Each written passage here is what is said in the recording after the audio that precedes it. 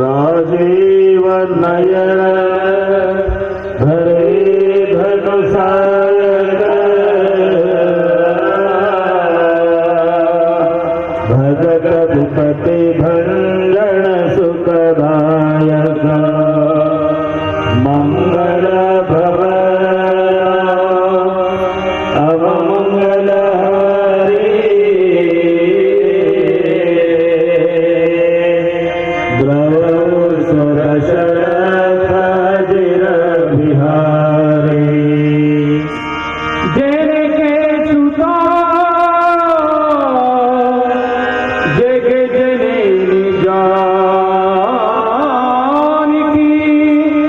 अतिशय प्रिय करुणा निधान कांते जुग पद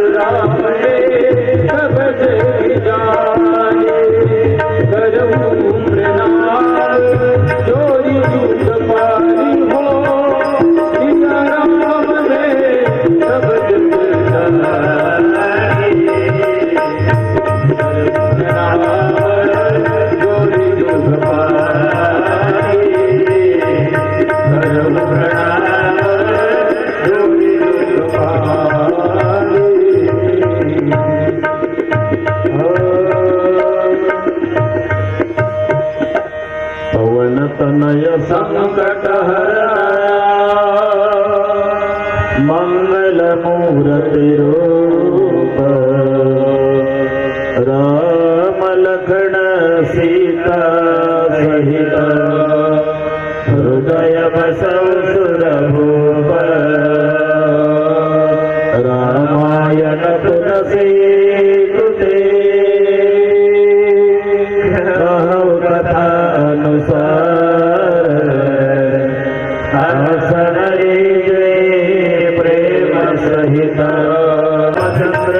उमापति महादेव की जय पवन सुत हनुमान की जय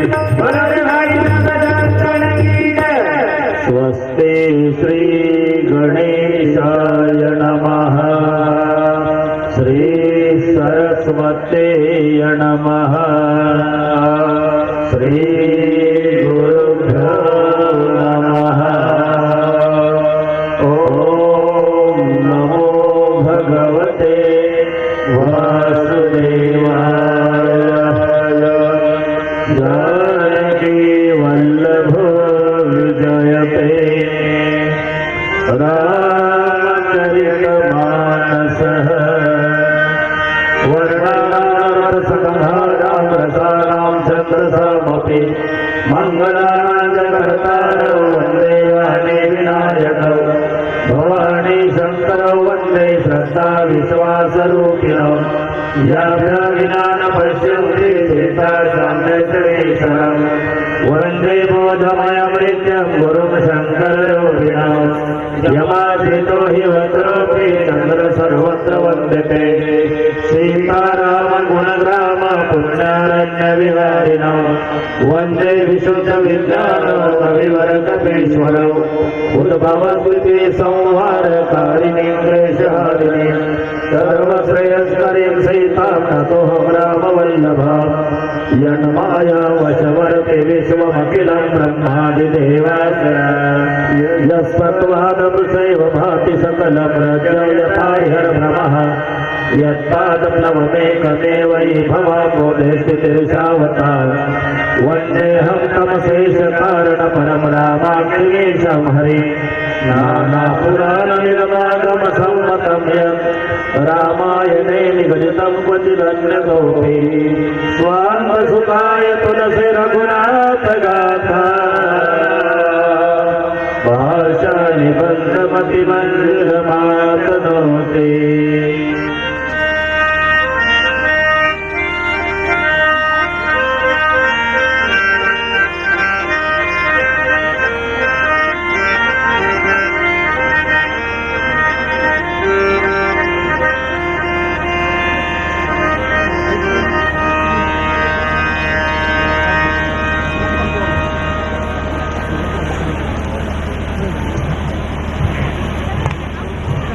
चरितं रघुनाथस्य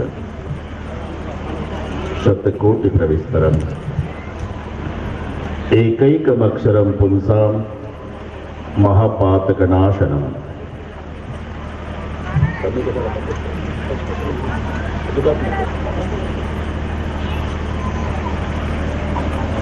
एक बाणी, एक पत्नी, एक वचनी मर्यादा पुरुषोत्तम प्रभू रामचंद्रजीचं चरित्र जीवाचं कल्याण करणार आहे। रामकथा जीवनाची व्यथा कमी करण्यासाठी, रामकथा प्रपंचामधील सर्व प्रश्नांची उत्तर आहे। रामकथा संसारात तापलेल्या जीवाला शांती प्राप्त करून देणारी आहे, तर रामकथा जीवनामधील दुःखाच्या वजाबाकीचं एकमेव साधन आहे। असे ही सुरस अवीट पवित्र गोड श्रीराम कथा आज श्रीराम कथेचा द्वितीय दिवस आहे।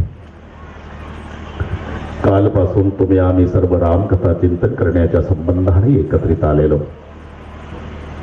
पूजनीय महंत एकनाथजी महाराज यांनी दिलेल्या निमंत्रणामुळे तुम्हा सर्व मायबाप श्रोत्यांच्या दर्शनाचा झालेला लाभ या संबंधाने उपस्थित व्यासपीठावरील थोर महात्मे आमचे रामसिंगजी महाराज त्यांच्या सोबत बसलेलेही महात्मे, त्या दोन्ही महात्म्यांना प्रथमतः मनोभावे वंदन करतो। उपस्थित मान्यवर मंडळी, आई बहिणी, वडीलधारी मंडळी, लांबून लांबून आलेले जाणते पारमार्थिक श्रोते, तरुण बांधव, गर्दी दर्दी शिस्त शांतता या सर्व गोष्टीच्या एकत्रीकरणानं कार्यक्रमाला लाभलेली भव्यता। आपण कालपर्यंत कथा श्रवण केलेली आहे। शिव पार्वती विवाह कथा। आज नियोजित वेळेमध्ये आपणाला श्रीराम जन्म कथेपर्यंत पोहोचायचं आहे। भगवान शिवजी सोबत माता पार्वतीजींचा विवाह संपन्न झाला। समयोपरांत पुत्रांचा जन्म झाला, कार्तिक स्वामी आणि गणेश भगवान। कार्तिक स्वामींच्या द्वारा वध तारकासुराचा झाला। असे काही दिवस गेले। एक दिवस अति प्रसन्न वदन भगवान शिवजीला माता पार्वतीजी अति नम्रतेने म्हणाल्या, प्रभु जी, मुझे गत जन्म की याद है। पहले जन्म में आपकी पत्नी दक्ष कन्या सती मेरा नाम आपके साथ रामकथा सुनने के लिए अगस्त जी के आश्रम में आई थी। अगस्त जी की सरलता का मैंने गलत अर्थ लगाया, कथा ध्यान से नहीं सुनी, आपका कहना नहीं माना। दोबारा जन्म मिला, हिमालय की गोद में आप मेरा नाम पार्वती रखा गया। सद्भाग्य यह है कि जन्म में मुझे पति मिले तो भी एक जन्म लिया, संशय नहीं गया। लेकिन पहले जन्म में सवाल करती थी परीक्षा वृत्ति से, अब जिज्ञासा वृत्ति से। पहले आपके साथ वाद करती थी, अब संवाद। पूछो देवी, आप कहते थे राम ब्रह्म है, अभी भी कहता हूं राम ब्रह्म है। उस राजकुमार की बचपन की कथा कहो, यज्ञोपवी संस्कार की कथा कहो, वनगमन की कथा कहो, सीताहरण की, जटायु मरण की, दशरथ मरण की, सेतु बंधन की, रावण वध की, राज तिलक की कथा कहो। आपको अनुकूल लगे तो भगवान स्वधाम कैसे गए वो भी कहो, भक्ति ज्ञान वैराग्य के बारे में कहो, और पूछने में मेरी कुछ गलती हो गई तो वो भी कहो।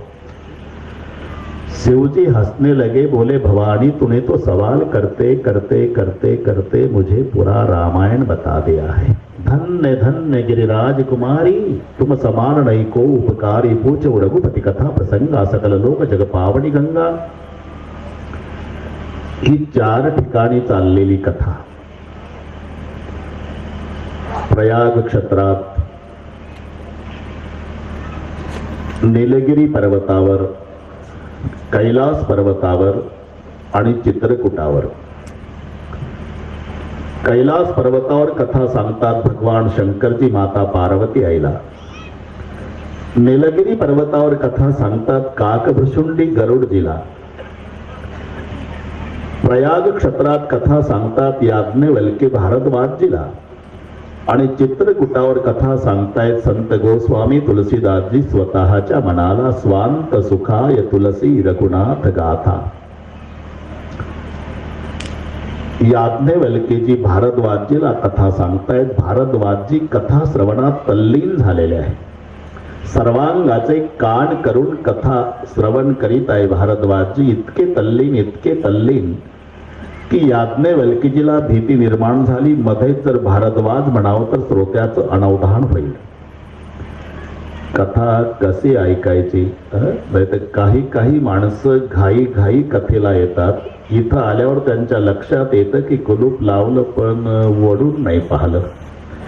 कधी कधी लागत नाही कुलूप. लागलं असेल की नाही, लागलं असेल की नाही, लागलं असेल की नाही, बसतं कथेला आणि झटके मारतं घरच्या कुलपाला 5 वाजेपर्यंत. अरे जवळी नाही चित्त काय मांडियेले प्रेत.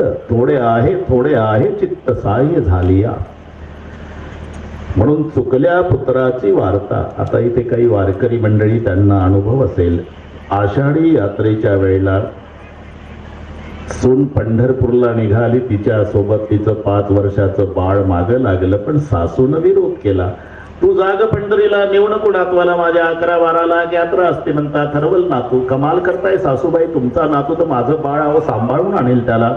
नेऊ नको म्हणते तर येऊ द्या येतंय तर. नेऊ नको म्हणते तर येऊ द्या येत आहे तर. नेऊ नको म्हणते तर येऊ द्या येत आहे तर. नेलं आणि दशमीलाच हरवलं पंढरपुरात. एकादशी, द्वादशी, त्रयोदशी, चतुर्दशी काला गोपाळपूरचा 5 दिवस ती मावशी रडत होती. चंद्रभागेच्या घाटावर बसून त्या चंद्रभागेच्या पाण्याकडे बघू आता कुठे असेल बाळ माझं. काय तोंड दाखवून सासूला पांढऱ्या पायाची भलं तिकडेच का नाही नेली, चंद्रभागेत का नाही जीव दिला, कशाला थोबाड दाखवायला आली म्हणून वगैरे 5 दिवस रडत होती. आणि गोपाळपूरच्या काल्याच्या दिवशी जेव्हा एक सभ्य ग्रहस्थ कांजीचे कपडे घातलेले प्रदक्षिणा रोडनी जात होते. पोलीस चौकीच्या सामोरून जात असल्यामुळे पोलिसांचे शब्द त्या ग्रहस्थाच्या कानी आले. पोलीस महत्वाची सूचना देत होते. महत्वाची सूचना. आमच्याकडे 5 दिवसापासून 5 वर्षे वयाचा, खाकी हापपॅन्ट पांढरा मॅणेना, गोऱ्या वर्णाचा, उजव्या हाताला काळा धागा, गोविंदा नाव सांगत आहे असा मुलगा चुकून पोलीस स्टेशनला आलेला आहे. ज्याचा असेल त्याने ओळख पटवून घेऊन जायचं आहे. त्या ग्रहस्थाचा त्या मुलाशी काही संबंध नाही. पण वर्णन कानी आलं. पुढे आले तर एक मावशी घाटावर रडताना बघितली आणि त्या रडणाऱ्या मावशीजवळ ते सभ्य ग्रहस्थ आले. विचारलं का रडता मावशी? मग तर जोरात रडू लागली. कारण तिला 5 दिवसात का रडता म्हणणारा एवढंच एक भेटलं होतं कांजीच्या कपड्यावाला. अहो का रडता मावशी? काय सांगू भाऊसाहेब, 5 दिवस झाले माझं बाळ हरवलं. तुमचं बाळ हरवलं? मला सांगा 5 वर्षाचं वय आहे का त्याचं? मग तो उठून उभी राहिली. खाकी हापपॅन्ट, पांढरा मॅणेला, गोऱ्या वर्णाचा, उजव्या हाताला काळा धागा, गोविंदा नाव आहे त्याचं. जिचं बाळ हरवलं त्या बाळाचं वर्णन जेव्हा अनोळखी माणूस तंत करतो तेव्हा जिचं हरवलं त्या बाळाची आई सर्वांगाचे कान करून बाळाचं वर्णन ऐकते. कथा तशी ऐकायची असते. याला म्हणतात चुकल्या पुत्राची वार्ता. आणि तेवढे तल्लीन झाले कोण? भारद्वाजजी कथा श्रवणामध्ये. इतके तल्लीन की भीती निर्माण झाली. मध्ये जर भारद्वाज म्हणावं तर अनवधान होईल श्रोत्याचं. पण नाईलाज झाला आणि आवाज दिला. भारद्वाजजी पाहायला तयार नाही. भारद्वाजीने डोळे उघडले. पहली विनंती केली, बाबा कथा समाप्त होने तक बीच में कभी मुझे भारद्वाज मत कहो, बस कथा सुनाते जाओ बाबा. आपकी कथा तपे हुए जीवों को शांति का छिड़काव देने वाली है, बस सुनाते जाओ बाबा. मी त्याकरता सावध केलं नाही तुम्हाला भारद्वाजजी. मग तुम्ही प्रश्न विचारला रामकथेच्या बाबतीत, मी बदल्यात सांगितली शिवकथा. याबाबत तुमचा गैरसमज तर झाला नाही ना, आणि म्हणून सावध करतो. सच कहू याज्ञवल्क्य महाराज, हाँ, मुझे शिव कथा भी बहुत प्यारी लग रही है। बस बस बस आप पता लगा भारद्वाज जी, आप राम कथा के यथार्थ अधिकारी श्रोता हो। ज्याचं प्रेम शिव कथेवर आहे तो राम कथा श्रवणाचा अधिकारी श्रोता आहे। वक्त्यानं श्रोत्याची राम कथेच्या आधी शिव कथा सांगून घेतलेली परीक्षा आहे। कशाप्रमाणे कल्पना करा, तुमच्या गावाच्या बाहेर तुम्हाला एक व्यक्ती भेटला। नमस्कार नमस्कार, आपण इथले मन्नूरचेच? हा, अमुकाचं घर कुठे आहे? त्याचं घर दाखवायला वेळ नाही, पण तुम्ही एक काम करा, गावात जा, हा, वडाचं झाड आहे, बरं, तिथून उजवीकडे जा, हा, मग पिंपळाचं झाड, हा, तिथून पुन्हा उजवीकडे जायचं, बरं, मग आंब्याचं झाड आहे, बरं, तिथून पुन्हा उजवीकडे जा, हा, मग बाभळीचं झाड आहे, झाडं किती काय ऐकत राहा, तिथून पुन्हा उजवीकडे जा, मग बोरीचं झाड आहे, हा, तिथून उजवीकडे जा, हा, मग कडुलिंबाचं झाड आहे, हा, तिथून मग पुढे जा, हा, त्याचं घर आहे। आभारी आहो हा म्हणाला। गावात गेला रामसिंग महाराज, वडाचं झाड, उजवीकडे फिरला, पिंपळाचं झाड, उजवीकडे फिरला, आंब्याचं झाड, उजवीकडे फिरला, बाभळीचं झाड, उजवीकडे फिरला, बोरीचं झाड, उजवीकडे फिरला, कडुलिंबाचं झाड, असं करीत करीत करीत पुन्हा त्याच माणसाजवळ वापस आला ज्याच्यापासून गावात गेलता। राम राम, काय चांगलं घर दाखवलं राव। अरे बाभळीचं, वडाचं, पिंपळाचं झाड हेलपाटे खात तुझ्याजवळ वापस आलोय, काय घर सांगण्याची पद्धत आहे?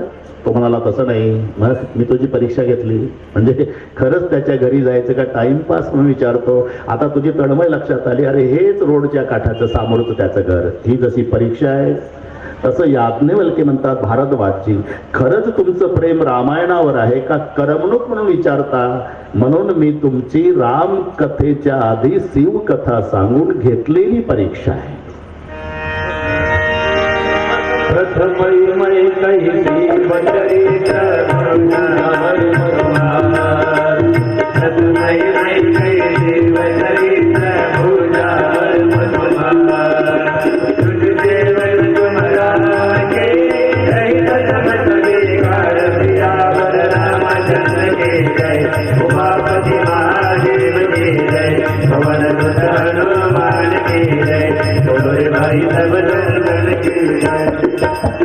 प्रथमय मैं कहूँ सेव चरित पूछा मर्म तुम्हार।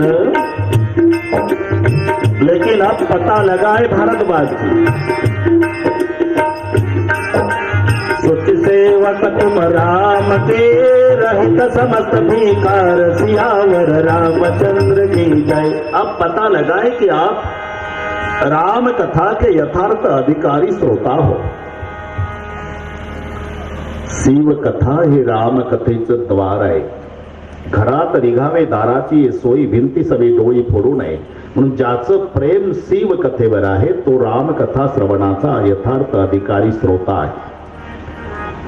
आपण लक्षात घ्या, इथे बसलेले सगळे स्वतःला वैष्णव वारकरी समजत असले तरी जर कोणी प्रश्न विचारला,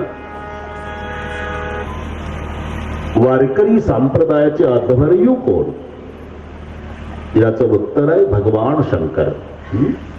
एका जनार्दनी वैष्णव शिरोमणी महादेव, वैष्णवांचे शिरोमणी भगवान शंकरजी आहे। भांडणं ही ज्ञानी भक्तात नाहीतच अज्ञानी भक्तात आहे।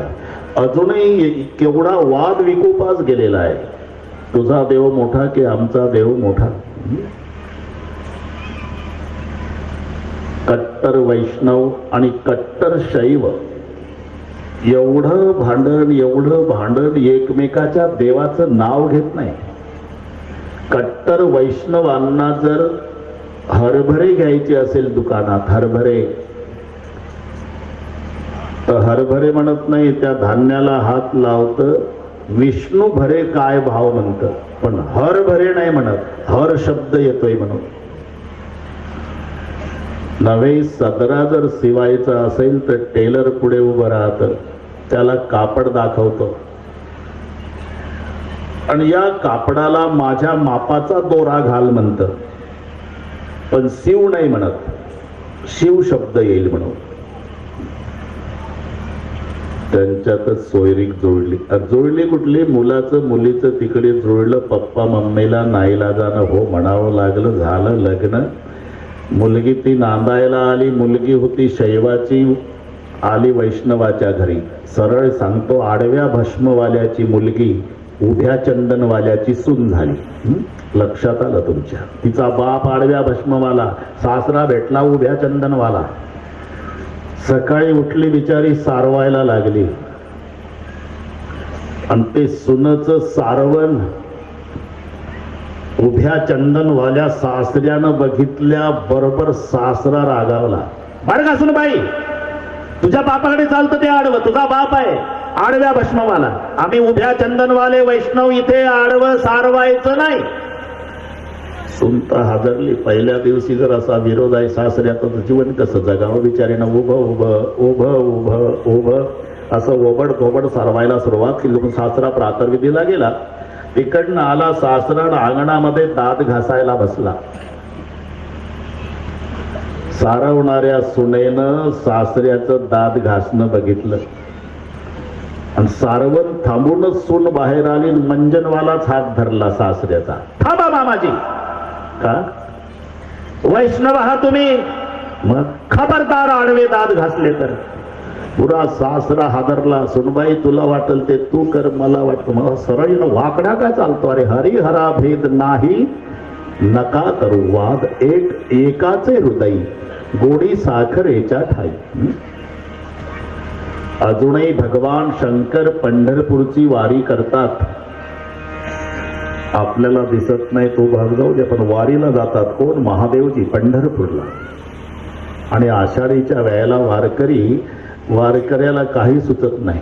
पेरणीचे दिवस असते, हे आपली पडसी पता कुचलकच निघालं, त्याची बायको वैतागून गेलेली असते. बऱ्याच वारकऱ्याच्या वैतागलेल्याच असतात. सांगून तरी जाणार काय? बाजरी पेरू, ज्वारी का मका का गाजर गवत होऊ देऊ, ते तुझं तुला बघ काय करायचं ते. का? संपदा सोहळा नावडे मनाला, लागला टकळा पंढरीचा. तसे महादेवजी पंढरपूरला निघाले. पार्वती आईनं आवाज दिला, कुठं चालला तुम्ही? वारीला पंढरपूरला. तुम्हाला बरं वाटतं दरवर्षी वारीला, आमची नाही काय इच्छा होत. तुला काय वाटलं पार्वती? ते काय बागेत फिरणं आहे का वारीला जाणं? म्हणजे 11 आणि 12 लाख यात्रा असती, तुला जमायचं नाही. पालायला लावू नका, मी येणार म्हटल्यावर होच म्हणावं लागलं. मी कालच सांगितलं इथं मोठे मोठे हो म्हणतात.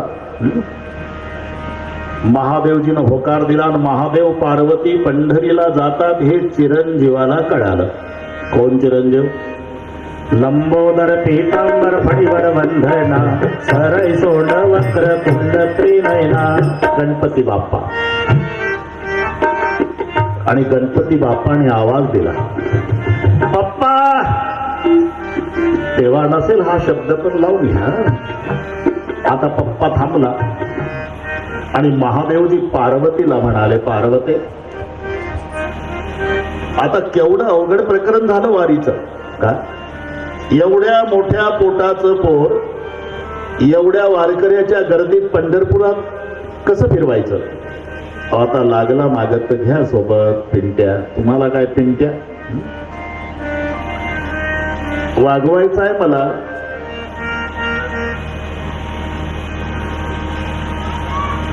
हे बघा, नाराज होऊ नका.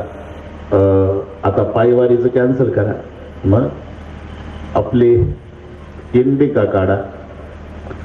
इंडिका म्हणजे हा नंदी बैल, म्हणजे हे समजून घ्या बस. मग नंदी बैलाला सज्ज केलं. नंदी बैलावरती 3 जण बसले, महादेवजी, पार्वती आणि गणपती, आणि पंढरीला निघाले. वर्णन पद्यामध्ये आहे.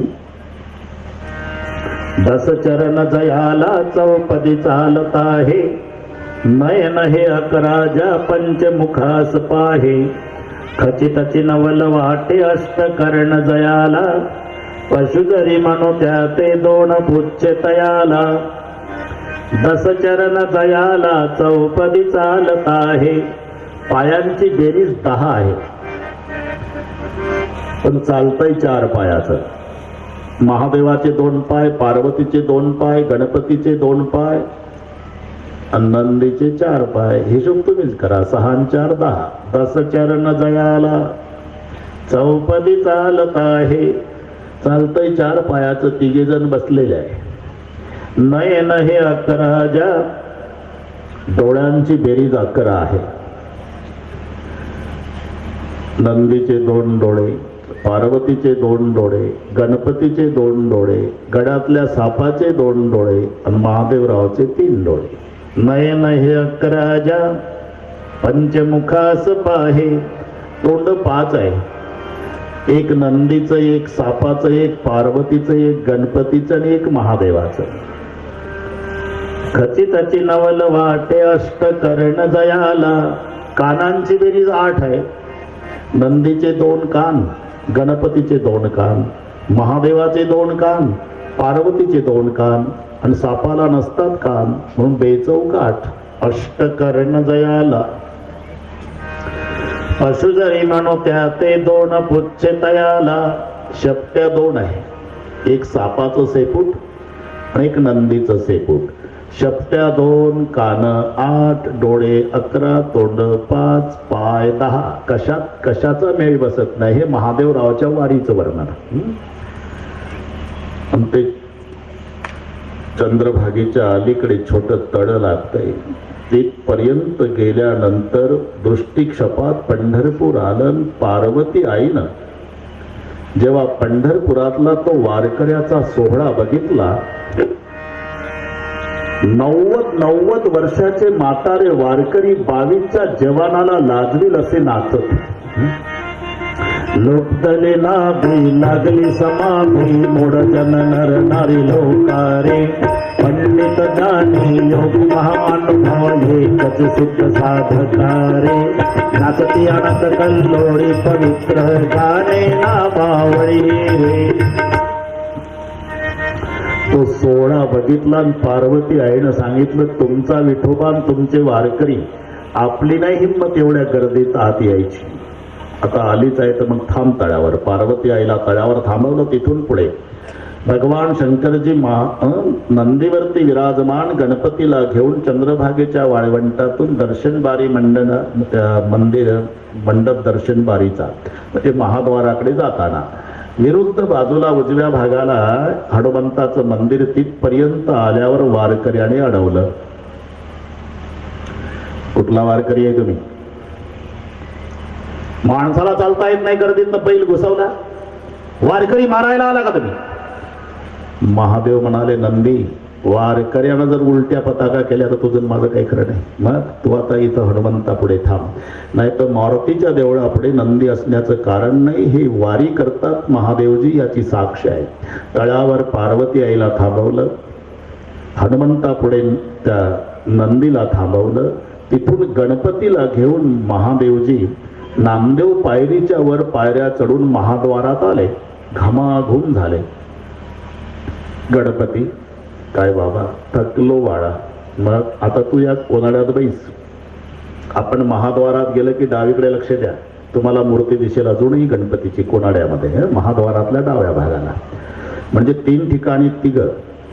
तळावर पार्वतीला थांबवलं, हनुमंता पुढे नंदीला थांबवलं, कोनाड्यामध्ये गणपतीला. आता एकटे शंकरजी रावणात आले.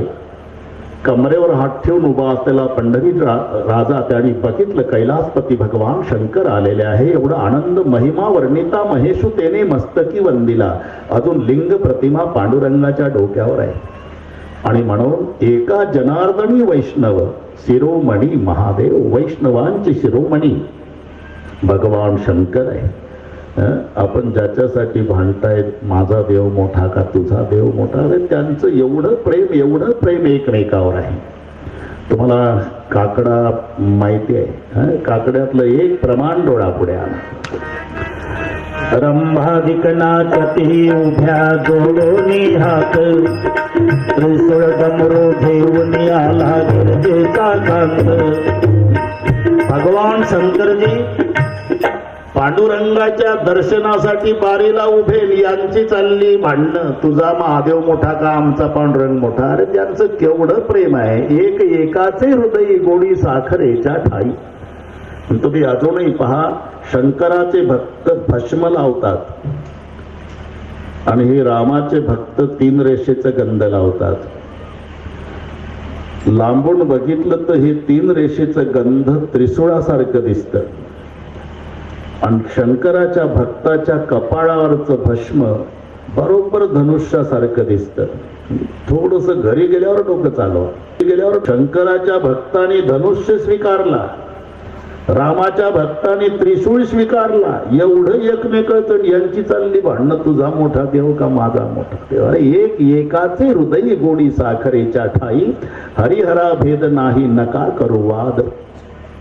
आणि म्हणून ज्याचं प्रेम शिव कथेवर आहे तो राम कथा श्रवणाचा यथार्थ अधिकारी श्रोता आहे. हे याज्ञवल्क्यजींनी भारद्वाजजीची रामकथेच्या आधी शिवकथा सांगून घेतलेली परीक्षा आहे. कथा तीच जे सांगतायत शंकरजी पार्वती आईला. इथून डोळ्यापुढे चित्राणा कैलास पर्वतावर वटवृक्षाच्या छायेत सुंदर गादीवर विराजमान महादेवजी, पुढे श्रोत्याच्या रूपात माता पार्वती. कथा प्रारंभ करायची असल्यामुळे भगवान शिवजींनी आपले स्वतःचे डोळे बंद केले आणि डोळे बंद करून बालरूप रामाचं ध्यान करून प्रणाम करते. बंद उबाले रूप सोईरा सबकी सुलभ जपति सेना.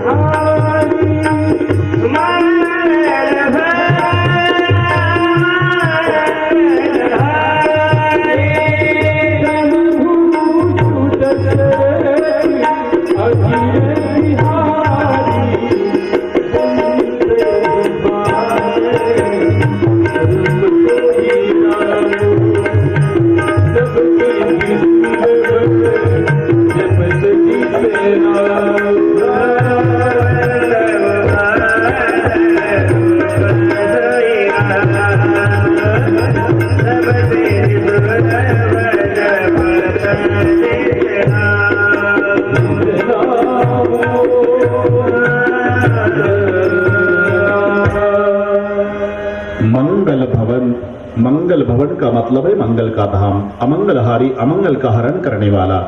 द्रवहु सो दशरथ अजर बिहारी, दशरथ जी के आंगन में बिहार करने वाला उस बालरूप राम को मेरा प्रणाम. वैसा तो मेरा भगवान निर्गुण निराकार तत्व है देवी. निर्गुण निराकार का मतलब क्या होता प्रभु? अरे जो पैर बिगर चलता, आंख बिगर देखता, कान बिगर सुनता, मुंह बिगर बात करता है ना. बिनु पद चलई सुने बिनु काना, कर बिनु कर्म करे विधि नाना, आनंद रहित सब भोगी, बिनु बाणी बकता बड़ जोगी. बिनु पद चलही, एक मजा पहा. बिनु पद चलही याचा सरळ अर्थ होतो पायाशिवाय चालतो. एक मार्मिक अर्थ आहे. बिनु पद चलही त्याचं पदाशिवाय चालतं. परमेश्वराकडे कोणतंच पद नाही आणि कोणतंच पद नसल्यामुळे आजी माझी शब्दाचा प्रयोग या क्षेत्रात नाही. तुम्ही किती चांगला कारभार करा तरी 5 वर्षांनी माझी लागतो एवढं लक्षात ठेवा. लागतो नाही, लागला किती काढणार. माझी राष्ट्रपती, माझी पंतप्रधान, माजी मुख्यमंत्री, माजी सरपंच, असं वाचलं कुठं? माझी रामचंद्र भगवान, माझी पांडुरंग, माझी तुकाराम महाराज, माझी ज्ञानेश्वर महाराज. नाही, या भानगडी या क्षेत्रात नाही का, हे पदाशिवाय चाललंय. आणि एक लक्षात ठेवा, माझीला हिंदीमध्ये भूत म्हणतात. भूत, माझी को हिंदी में भूत कहते हैं. भूतपूर्व रेल मंत्री, भूतपूर्व रक्षा मंत्री, भूतपूर्व प्रधानमंत्री. वहां 5 सालों के बाद एक दिन भूत लगता है, यहाँ 3 घंटे में भूत भागता है. पड़े भूत बाधा बिनु पद चलही, सुनही बिनु काना. जो काना शिवाय ऐकतो. येते शंखाचा आवाज ऐकतो, नवल नाही. चिट्टी के पैरों में घुंघरू बजत है, वही अल्लाह सुनता है. आता मुंगी केवढी, मुंगीचा पाय केवढा, पायातलं घुंगरू केवढा आणि त्या घुंगराचा आवाज केवढा. चिट्टी के पैरों में घुंघरू बजत है, वही अल्लाह सुनता है. सुनई बिनु काना, कर बिनु कर्म करही विधी नाना. कर बिनु कर्म करही, कर शब्दाचा अर्थ हात होतो. हात, हाताशिवाय काम करतो. पण दुसरा एक मार्मिक अर्थ आहे. कर शब्दाचा अर्थ टॅक्स होतो. टॅक्स, टॅक्स न घेता काम करतो त्याला भगवान म्हणतात. त्यानं पाडलेलं पावसाचं पाणी तळ्यात साचल्यावर नळ्याच्या द्वारा घरी आलं की दुसरेच खाकी कपडे घालून टॅक्स वसुलीला येतात. पण पाऊस पाडणारा भगवान कधी 72च्या दुष्काळातही तेलंगणात फिरला नाही टॅक्स वसुलीला. का? कर बिनु कर्म करही विधी नाना. आनन रहित सकल रसभोगी बिनु बाणी बकता बडजोगी. पार्वती माता मध्येच बोलल्या. मग हे जर निर्गुण निराकार ब्रह्म सर्वांच्या हृदयामध्ये भरून उरलेला आहे तर त्याला पुन्हा माणसाचं शरीर धारण करण्याची गरज काय? राम ब्रह्मचिन्मयावी नासी सर्व रहित सब उरपुर बासी नाथ धरेव के नरतन हेतू मोही समजावई कहू पुरुष केतू. म्हणजे निराकार को फिर नराकार क्यों होना पड़ता है? त्याची 2 कारण आहे पार्वती. साधक बाधक व्यवहार हा समान सत्तेशिवाय होत नाही. समान सत्ता म्हणजे एखाद्या माणसाला झोपेतनं जाग आल्या आल्या पाणी प्यायची सवय असते. मग ते तयारीनं झोपतं. उशाकडे स्टूल, टूलवर तांब्या, तांब्यात पाणी. जर फुलपात्र झोपला, झोपेत पडलं, स्वप्न, स्वप्नात लागली तहान. अख्खा तालुका फिरत होता. पाणी पाजा मरतो, पाणी पाजा मरतो, पाणी पाजा. पाणी लांब आहे का? अरे पाणी उशाकडे स्टूलवर तांब्यात पाणी आहे. मग का फिरतो? याला सत्ता भेद म्हणतात. तहान स्वप्नातली आहे, पाणी जागृतीतलं आहे. याची तहान केव्हा जाईल? हे स्वप्नातच फिरत फिरत राम दर्याला आलं पाहिजे. त्याला एक स्वप्नात वॉटर बॅग वाला भेटलं पाहिजे. त्यानं पाणी पाजलं पाहिजे. हे गटागटा प्यालं पाहिजे.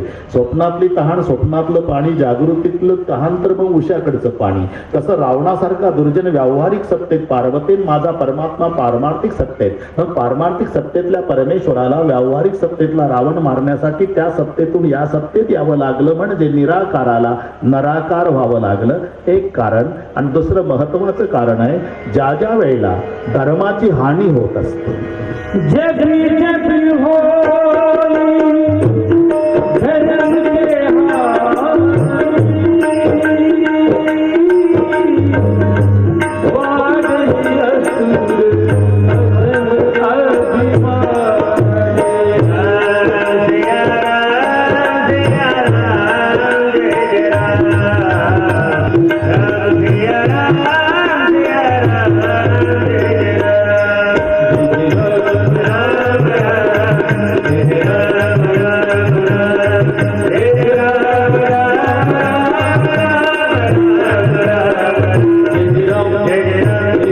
के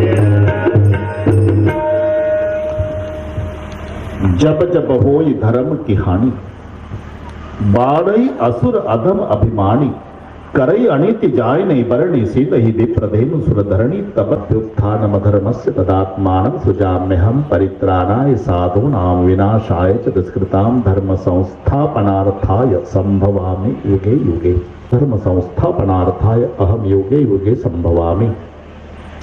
त्या वेळेला माझा भगवान अवतार घेतो. पार्वती कधी वराह होतो, कधी नरसिंह होतो, कधी परशुराम होतो, कधी वामन सुद्धा होतो.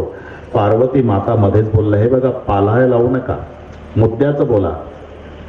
राम कशासाठी होतो? राम त्याची तर 5 कारण आहे देवी. 5? हा मग सांगा ना 5च्या आत. हा त्याची नका काळजी करू. हा मग राम जन्माची 5 कारण भगवान शिवजी माता पार्वती आईला सांगतायत. पहिलं कारण आहे पार्वते, जय विजय द्वारपाल. सनत कुमार हे महात्मे प्रभू दर्शनासाठी जात असताना जय विजयाने अडवलं. कहा जा रहे भगवान का दर्शन करना है जी, हम द्वारपाल है, द्वारपाल के इजाजत के बगैर आप नहीं जा सकते. हम भगवान के भक्त है, भक्त को इजाजत की जरूरत नहीं होती. हम द्वारपाल है, हम भक्त है, हम द्वारपाल है, हम भक्त है, हम नहीं जाने देंगे जाएंगे, नहीं जाने देंगे जाएंगे. वाद वाढत गेला आणि सनत कुमाराने शाप दिला. प्रभू दर्शनाकरता अडवता राक्षस वाल. प्रभूला ऐकायला गेलं. प्रभू बाहेर आले. काय केलं हे सनत कुमारांनो? त्यांना उशाप द्या. उशाप, जर भजन केलं तर 7 जन्मात मुक्त होतील आणि जर विरोध केला तर 3 जन्मात. विचारलं जय विजय काय मान्य आहे तुम्हाला? भजन करून 7 जन्मात मुक्ती मिळवायची का विरोध करून 3 जन्मात? जय विजयाने एकमेकाकडे पाहून विचार केला, कडे 7 जन्म हरिपाठ काकडा भजन करत बसण्यापेक्षा 3 जन्म भांडण केलेलं काय वाईट? आम्हाला विरोधी भक्ती मान्य आहे प्रभू. तथास्तु पार्वते, तेच 3 जन्म राक्षस होतात. पहिला जन्म हिरण्यकश्यपू हिरण्याक्ष, दुसरा जन्म रावण कुंभकर्ण आणि तिसरा जन्म वक्रदंत शिशुपाल. यातली मधली जी जोडी आहे रावण कुंभकर्णाची, ती मारण्यासाठी माझ्या श्रीरामाचा अवतार एक कारण. दुसरं कारण सांगताना जालंधर दैत्य आणि रुंदेच्या सतीत्वावर जालंधर अजय आहे. सर्व देवतांना त्रस्त करून सोडलेला आहे. सर्व देवता भगवान विष्णूकडे येतात. भगवान विष्णू म्हणाले एकच उपाय आहे, रुंदेच्या सतीत्वाला बाद आणल्याशिवाय जालंधराची मृत्यू शक्य नाही. सतीत्वाला बाद आणायचं काम मी करतो, युद्ध तुम्ही चालू ठेवा. जेव्हा जालंधरासोबत देवतांचं युद्ध चालू आहे त्याच वेळेला भगवान विष्णू स्वतः जालंधराच्या रूपातच रुंदेच्या महाले आले. आपले पतिदेव आले तसं समजून रुंदेनं बसायला दिलं, पूजा केली, सन्मान केला, तीर्थही घेतलं, पुष्पहार गळ्यामध्ये घातला. परिणाम इकडे खरा जालंधर युद्धात मारला गेला. घायल झालेले सैनिक आक्रोश करीतच अंगणामध्ये रुंदेच्या महाराणीजी महाराणीजी महाराणीजी. रुंदा बाहेर, क्या हुआ? जालंधर सरकार मारे गए रण मैदान में. क्या जालंधर सरकार मारे गए तो घर में बैठा कौन है? विष्णू खऱ्या स्वरूपात प्रकट झाले. मैं विष्णू हो रुंदा. काय प्रभू, माझ्या पतीच्या गैरहजेरीत येऊन माझ्याकडून सेवा करून घेतली, शाप आहे तुम्हाला. पुढच्या जन्मी तुमच्या गैरहजेरीत तुमची पत्नी चोरीला जाईल, रुंदीने दिलेला शाप. आता इथे काही शंका घेतल्या जाते आणि ती संयुक्तिक बरोबरही असं वाटते. तुम्ही पहा, ते म्हणतात हे तुमच्या देवाचं कर्तव्य आहे का? एका सतीच्या सतीत्वाला बाद आणतात, इंद्रजितासारख्याच्या यज्ञ विध्वंस करतात. यज्ञाचं रक्षण करण्यासाठी अवतार घेणारे तुमचे देव, सतीचं सतीत्व रक्षण करण्यासाठी अवतीर्ण होणारे तुमचे देव, मग सतीच्या सतीत्वाला बाद आणतात, यज्ञाचा विध्वंस करतात, तरी त्याला तुम्ही देव बाप्पा म्हणता, त्याच्या कथा करता, त्याच्या आरत्या करता. हे तुमच्या देवाचं कर्तव्य आहे का? हा कर्तव्यच आहे. म्हणजे अरे हा दाखवायला धर्म आहे पण आत लपलेला अधर्म आहे. आणि आतल्या अधर्माचा नाश करायचा असेल तर धर्मरूपी कवच फोडावं लागतं. हे नसल पटत तुम्हाला तर मी असं विचारतो, देवाचं प्रेम नाही का यज्ञावर? देवाचं प्रेम नाही का सतीवर? बरं ते जाऊ द्या, तुमचं प्रेम नाही का तुमच्या शरीरावर? साधं बोट जरी दुखलं तरी माणूस दवाखान्यात जातो आणि त्यातही ओळखीचा अगदी घरच्या सारख्या सदस्याचं प्रेम असतं. तितका प्रेमाचा, आत्मीयता असणारा, जिव्हाळ्याचा, घरोब्याचा संबंध असणारा जर डॉक्टर असेल तर थोडा रागावतो. कमाल करताय पाटील तुम्ही कधी कधी. अहो एवढं दुखणं अंगावर काढलंय तुम्ही, हे जखम चिघळली बोटाचं कांड, केवढं हे सगळ्या दुर्गंधी सुटली. बरं मी काही नवीन वाटलो का तुम्हाला? माझा आजोबा डॉक्टर होता, माझा बाप डॉक्टर होता, मी डॉक्टर आहे पाटील. माझ्या आज्यानं तुझ्या आज्याला तपासला, माझ्या बापानं तुझा बाप तपासला, मी तुला तपासतोय. तुझी 3 पिढ्याची पेशंटची परंपरा, माझी 3 पिढ्याची डॉक्टरची परंपरा, एवढा ऋणानुबंध असून हे दुखणं अंगावर काढलं. आता केवढं अवघड प्रकरण झालं पाटील. बोटाचं कांड तोडावं लागतं. पाटील तर हादरलेच. कांड तोडावं लागतं डॉक्टर? हा. मग दोन्ही मुलं दिल्लीला आहे, ते 1 महिन्याने सुट्यावर येणार आहे. मग 1 महिन्याने निर्णय घेऊ.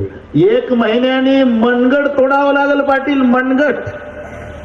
आता कांड्यावर भागत. आताच्या आता कांड तोडा डॉक्टर. का प्रेम नाही का पाटलाचं बोटावर? आहे ना प्रेम. मग तरी कांड तोडा का म्हणतोय डॉक्टरला? उत्तर आहे, बाकीचं शरीर निरोगी ठेवण्यासाठी आता बोटाचा रोगी तुकडा तोडून फेकायचा आहे. तसंच देवाला जगातले यज्ञ सुरक्षित ठेवण्यासाठी एका यज्ञाचा विध्वंस करावा लागलेला आहे. जगातल्या सतीचं सतीत्व शाबूत ठेवण्यासाठी एका सतीच्या सतीत्वाला बाद आणावा लागलेला आहे. आता उलट डोकं चालवा. जर पाटलानं बोटाचं कांड तोडलं नसतं तर 1 वर्षांनी 4घांनी अख्खा पाटील ओढ्याच्या काठाला नेला असता. ही मराठी कळली तुम्हाला? तसंच आहे ना. मग जर देवानं इंद्रजिताच्या यज्ञाचा विध्वंस केला नसता तर राक्षस जातीने जगातले सर्व यज्ञ बंद पाडले असते. जर सतीच्या सतीत्वाला बाद आणला नसता तर राक्षसाने जगातल्या सतीचं सतीत्व भ्रष्ट केलं असतं. म्हणून जगातले सर्व यज्ञ सुरक्षित ठेवण्यासाठी एका यज्ञाचा विध्वंस, जगातल्या माता मावल्यांचं सतीत्व शाबूत ठेवण्यासाठी एका सतीच्या सतीत्वाला बाद, बाकीचं शरीर निरोगी ठेवण्यासाठी जसं बोटाचं कांद तोडून टाकणे, त्यातला हा प्रकार. म्हणून रुंदेनं दिलेला शाप हे दुसरं कारण पार्वती. तिसरं कारण नारदाने दिलेला शाप.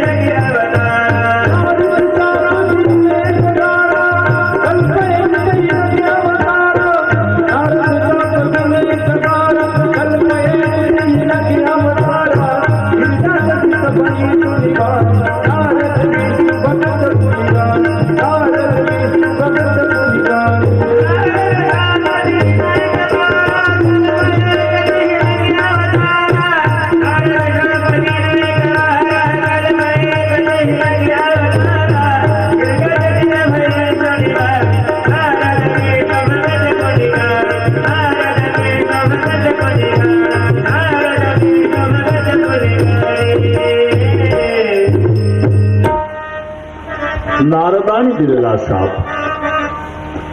नारदाने शाप शब्द ऐकला, पार्वती माता चकित झाल्या. नारद तो मेरे गुरु है और ज्ञानी गुरु है, और मेरे ज्ञानी गुरु भगवान को शाप कैसा दे सकते? शिव जी हंसने लगे, भवानी दुनिया में कोई ज्ञानी नहीं, कोई मूर्ख नहीं. भगवान जिसको जैसा नचाए वैसा वो नाचता है. भगवान के दिल में आया तो डाकू को भी वाल्मीकि बना देता है, नहीं तो विश्वामित्र जैसे ज्ञानी को मेनका के पीछे लगा देता है. उसका कौन मालिक? कठपुतली का खेल है. भगवान सूत्रधार है, जिसको जैसा नचाए वैसा वो नाचता है. वो तो ठीक है जी, लेकिन कारण कवन श्राप मुनि दीना, का अपराध रमापति कीना. यह प्रसंग मोई कहो पुरारी, मुनि मना मोह आचरज भारी. आणि मग शिवजी म्हणाले, पार्वते एकदा. नारदजी हातामध्ये चिपळ आणि विना नारायणाचं नामस्मरण करीत हिमालयाकडे निघाले. आपणही चलो नारद जी के साथ. नारायण श्रीमन नारायण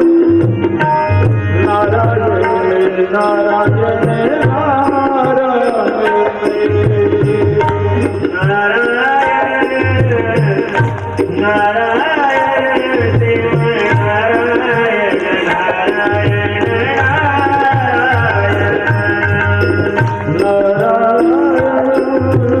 ताळी ताळी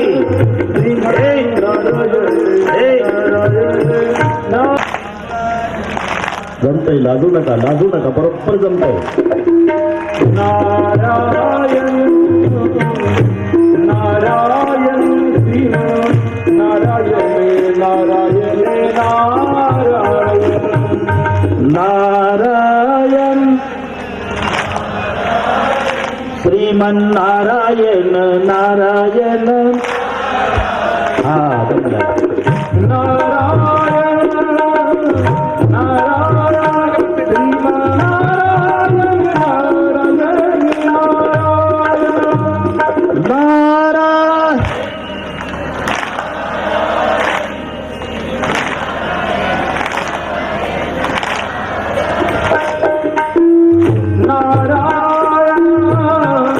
नारायण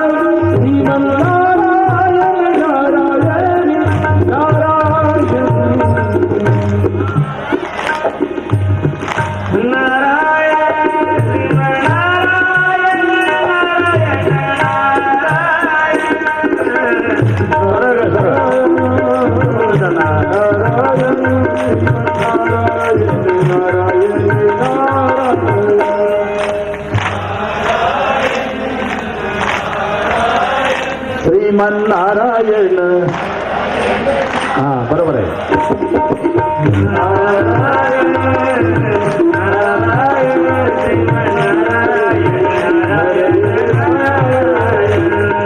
नारायण श्रीमन्नारायण शाबास. श्रीमन्नारायण श्रीमन्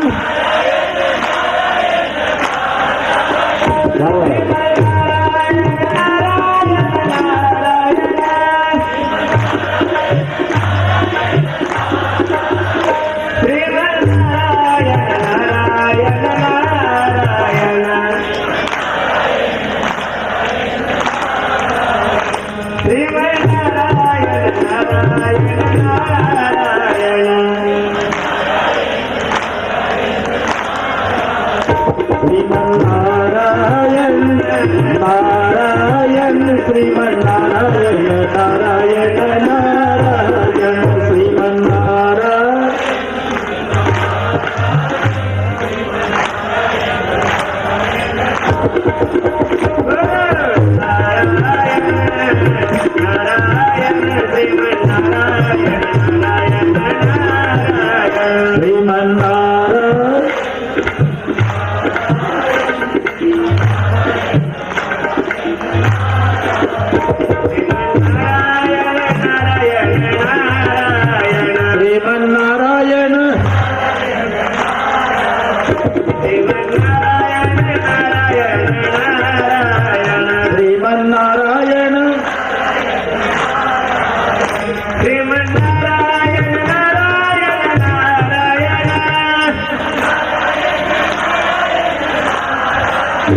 सर्वाणी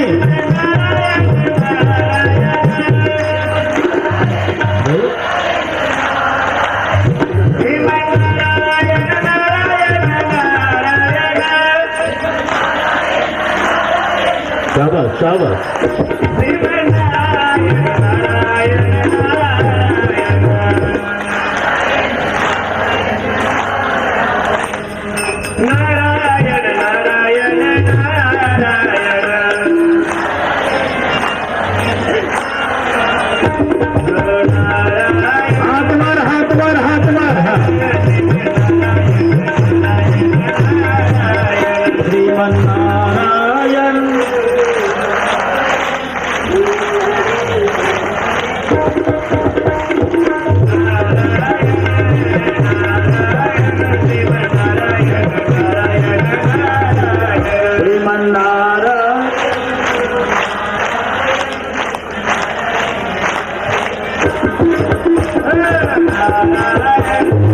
वारी हातवर नारायण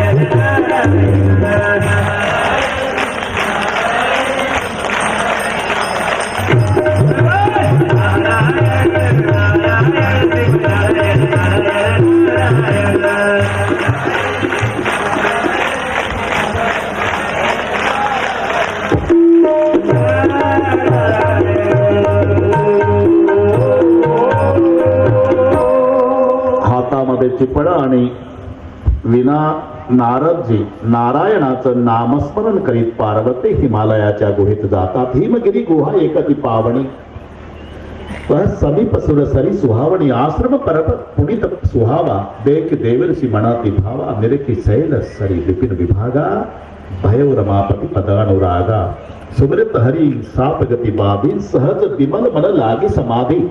नारदजीला त्या आश्रमामध्ये समाधी लागली. नारदाला समाधी लागली तेव्हा देवाचा राजा इंद्र बेचैन झाला. देवाच्या राजाला इंद्राला वाटलं जर नारदाची समाधी यथासांगरीत्या पार पडली तर माझं पद जाण्याची दाट शक्यता आहे आणि म्हणून नारदाची समाधी भंग करण्याच्या उद्देशानं इंद्रदेवानं कामदेवाला पाचारण केलं.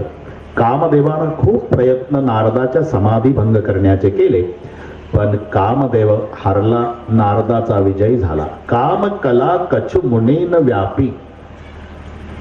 शेवटी नारदाच्या पुढे कामदेवाची हार झाली. कामदेव म्हणाला नारदा महादेवासारख्याची समाधी भंग करणारा मी काम, आज तुमच्या पुढे माझा पराजय झाला, तुमचा विजय झाला. पण कामदेवाने 3 गोष्टी केल्या. नारदाची स्तुती केली, नारदाला नमस्कार केला आणि नारदाच्या गळामध्ये हार घातला. या 3 गोष्टीनं मात्र नारदजी हारले. नमस्कार, स्तुती आणि हार. स्तुती अजूनही कुमारी आहे. स्तुतीचं लग्न झालं नाही, एकटीच आहे ती. त्याचं कारण आहे स्तुतीला जे आवडतात त्यांना स्तुती आवडत नाही, म्हणून तिथेही तिचं जुळलं नाही. बरं, ज्यांना स्तुती आवडते ती स्तुतीला आवडत नाही, इथेही नाही जमलं. स्तुतीला सज्जन आवडतात पण सज्जनांना स्तुती आवडत नाही, म्हणून स्तुतीचं लग्न सज्जनासोबतही झालं नाही. दुर्जनांना स्तुती खूप आवडते पण स्तुतीला एकही दुर्जन आवडत नाही, म्हणून इथेही जमलं नाही, एकटीच आहे अजून. या स्तुती परावी या मुखे रुची कर. स्तुती केली, नमस्कार केला. नमस्कार शब्दाचा अर्थच आहे नमः करोति इति नमस्कारः. अंदरकी नमस्कारम. नमस्कार नमून केल्या जाणाऱ्या कृतीला नमस्कार म्हणतात. नमस्कार म्हणताना थोडी तरी मान वाकली पाहिजे, आता छाती काढून नमस्कार हे रगेली झाली, रगेली नमस्कार नाही होत. नमस्कार म्हटलं की थोडी तरी मान वाकलीच पाहिजे. नमः करोति असे 2 शब्द नमस्कार शब्दामध्ये आहे. एक नमः आहे, एक करोति आहे. 2 पासून शब्द तयार झाला तो नमस्कार. हा, नमस्कार वेगळा, राम राम वेगळा, दंडवत वेगळा, पाया पडणं वेगळं. प्रत्येक तुम्ही पहा, दंडवत काठी हातामध्ये धरायची. दंड शब्दाचा अर्थ काठी, वत शब्दाचा अर्थ प्रमाणे. काठी प्रमाणे, काठी अशी हातात धरली की हात सोडून द्यायचा. काठी पडताना विचार करते का कपडे मळतील, टोपीची घडी मोडल. जशी काठी पडते ना जमिनीवर त्याला म्हणतात दंडवत. दंडवत दंडापरी. आपण तर पहिली जागा बघून घेतो मंदिरात कशी आहे आणि मग दंडवत. नर कपडन को डरत है, नरक पडन को ना. थोडस लक्ष द्या. नर कपडन को डरत है, नरक पडन को ना. नर कपडन को डरत है, खाली दंडवत घातला म्हणजे माझे कपडे खराब होतील. नर कपडन को डरत है, नरक पडन को ना. नरकात पडायला भीत नाही, कपड्याला भीतो. दंडवत दंडापरी काही नुरी नुरवावी, त्याला म्हणतात दंडवत. दंडवत वेगळा, राम राम वेगळा. राम राम म्हणताना 2 वेळेलाच म्हणायचं आहे, 3 वेळेला नाही आणि एकदाही नाही. एखाद्या गावात तुम्ही गेला आणि त्यानं जर म्हटलं राम राम राम, तुम्हाला वाटत याचा वरचा मजला गेला. एक राम जास्त झाला तरी राम राम नाही घालत. 3दा राम राम राम नाही, एकदाही राम नाही. का एकदा जे राम म्हणतंय ना ते पुन्हा कधीच राम रामच्या भानगडीत पडत नाही. मग बाकीचे म्हणतात राम बोलो भाई राम. एकदा राम नाही, 3दा राम राम राम नाही, 2दाच आहे राम राम. आणि ते राम राम म्हणताना हात जोडायचे आहे ते छातीजवळच इथेच. राम राम ते कसंही नाही. का तू तिथे आहे ना, तैसा हृदयामध्ये मी राम. आणि जिथे त्याचा निवास आहे तिथे हात जोडायचे आहे. 2दा का तुझ्यातही रामच आहे, माझ्यातही रामच आहे, सर्वागती राम म्हणून 2 वेळा राम राम. राम राम वेगळा, दंडवत वेगळा, पाया पडणं वेगळं. पाया पडताना डोकंच पायावर ठेवायचं आहे. एक म्हणलं काय कशा करता डोकं, एकाच देहाचे अवयव आहे ना सगळे. मग इतकं वाकत बसल्यापेक्षा चालता चालता बुवाच्या पायावरच पाय ठेवून पुढे गेलं तर नाही जमत का. आमचे पाय आमचे, डोकंही आमचंच. तुका म्हणे एका देहाचे अवयव नाही बाबा, इथे डोकंच टेकवायचं आहे. का ते प्रमुख आहे. सर्वेषु गात्रेषु शिर प्रधानम. सर्व अवयवामध्ये जगात डोकं श्रेष्ठ आहे. डोक्यापेक्षा श्रेष्ठ जगातही काही नाही रामसिंग बाबा. म्हणून सरकारने काकुळतीला येऊन सांगितलं हेल्मेट वापरा. हेल्मेट वापरा. का यातून सरकारला सांगायचं आहे तुमचे दोन्ही पाय तुटले तरी डॉक्टरकडे व्यवस्था आहे, प्लास्टिकचे बसून देऊ. पण मुंडकं अजून प्लास्टिकचं निघालं ना, म्हणून एवढं सांभाळा बाबा, अपघातात एवढं राहिलं पाहिजे. हा हेल्मेट वापरा. हे मुख्य आहे ना, हेड ऑफिस आहे. पहा इथे 4 ज्ञानेंद्रिय एवढ्या जागेमध्ये. त्वचा तर सर्वांगाला व्यापून आहे, पण 4 ज्ञानेंद्रिय इथे आहे. आणि पहिलं डोक्यात येत असतं हेड ऑफिस. ज्ञानेंद्रिय म्हणजे ऑफिसर आणि कर्मेंद्रिय म्हणजे वर्कर. पहिलं 1:45 वाजता तुमच्या डोक्यात येतं घरी, चला रामदर्याला की चालले पाय. हे वर्कर आहे, यांना यावंच लागतं. आधी डोक्यात येतं. कुठेही डोक्यालाच मान आहे. तुम्ही सकाळी झोपत न उठायचं असेल तर डोकंच उचलायचं असते आधी. का पाय उचलतात, उद्या करून बघा बरं. आधी डोकंच. अरे पोहायला जायचं असलं तरी एवढं पाण्याच्या वरच ठेवायचं. एक म्हणलं आमच्या भागातला असा पोहणारा वस्ताद आहे, अर्धा तास अख्खाच राहतो पाण्यात बुडून, मग तो नाही निघायचा. मग त्याची डेड बॉडी पंचनाम्याला काढतील पोलीस. अरे हे एवढं वर ठेवावंच लागणार आहे. ज्याच्या असण्यानं शरीर चालतं आणि नसण्यानं पडतं, इतकं जे महत्वाचं आहे ते डोकं. आणि ते डोकं पायावर ठेवणे याला म्हणतात पाया पडणे. मस्तक हे पायावरी, श्री संताची या माथा चरणावरी. म्हणून पाया पडणं वेगळं, दंडवत वेगळा, राम राम वेगळा, नमस्कार वेगळा. नमः करोति इति नमस्कारः, त्याला म्हणतात नमस्कार. नमस्कार केला कामदेवानी, स्तुती केली कामदेवानी, आणि हार घातला हार. हे सगळे माहिती आहे तुम्हाला. याचं नाव हार नाही, त्याच्या कृतीवरून पडलेलं ते नाव आहे. नाही ते खरं नाव पुष्पमाला आहे. पुष्पमाला. तुम्ही पहा, तुम्ही ब्राह्मण मंडळीला घरी बोलावता ना, मग ते पूजा ब्राह्मण सांगतात तसं आपल्याला करावं लागतं. माल्यादिनी माल्यत्यादिनी सुगंधिनी वै प्रभो मया हृतानि पूजार्थं पुष्पामि प्रतिगृह्यताम्. फुलवा. पुष्पं समर्पयामि, पुष्पांजली समर्पयामि. वंजळ भरून फुलं वाहा. आणि हार घालायच्या वेळेला पुष्पमाला समर्पयामि. अरे मग याचं नाव जर पुष्पमाला आहे तर याला हार का म्हणतात? त्याच्या कृतीवरून पडलंय ते. म्हणजे ज्याच्या हातामध्ये हार असतो ना ते सरळ उभं राहतं, आणि ज्याला घालून घ्यायचा असतो ते मुंडकं वाकवतं. म्हणजे हारापुढे हार मान्य केल्याशिवाय हार गळ्यात येत नसतो, म्हणून याला हार म्हटल्या जातं. अशा 3 गोष्टी केल्या कामदेवाने. हार घातला नारदाला, नमस्कार केला आणि स्तुती केली. या 3 गोष्टीनं